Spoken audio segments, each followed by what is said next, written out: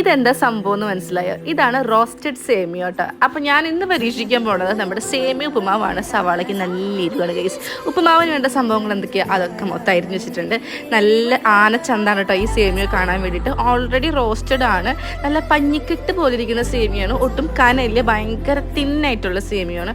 അപ്പോൾ അതെല്ലാം കൂടെ ഒന്ന് പൊടിച്ച് എന്നാലൊരു സമാധാനത്തിന് വേണ്ടി ഒന്ന് വറുത്തെടുക്കുകയാണ് കേട്ടോ. പിന്നെ തൊണ്ട് ചട്ടിയിലിട്ട് കടുക് പൊട്ടിച്ച് വേപ്പിലിട്ട് പിന്നെ നമ്മുടെ സവാളയും ഇഞ്ചിയും കൂടി ഇട്ടിട്ട് കുറച്ച് ഉപ്പും മഞ്ഞൾപ്പൊടി ഇട്ടിട്ട് നന്നായിട്ട് അങ്ങോട്ട് വഴറ്റി കൊടുക്കണ്ട. നന്നായിട്ടൊന്ന് മൊരിയുമ്പോൾ കുറച്ച് വെള്ളം ഒഴിക്കുക. അത് തിളച്ച് കഴിയുമ്പോൾ നമ്മൾ റോസ്റ്റ് ചെയ്ത് വെച്ചിരിക്കുന്ന സേമിയ ഇതിലേക്ക് ഇട്ട് കൊടുക്കുക കേട്ടോ. അത് നന്നായിട്ട് ഇളക്കി കൊടുക്കുക. ആ വെള്ളമൊക്കെ വറ്റി കഴിയുമ്പോൾ നമ്മുടെ സേമിയ ഉപ്പുമാവ് അതുകൊണ്ട് റെഡി ആയിട്ടുണ്ട്.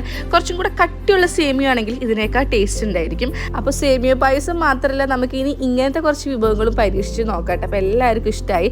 ഈവനിങ് സ്നാക്കായിട്ട് നമുക്ക് വയർ നിറച്ച് കഴിക്കാൻ പറ്റിയൊരു സംഭവമാണ്. അപ്പോൾ നിങ്ങളെല്ലാം ട്രൈ ചെയ്ത് നോക്കിയിട്ട് എങ്ങനെയുണ്ടെന്ന് കമൻറ്റ് ചെയ്യണം കേട്ടോ.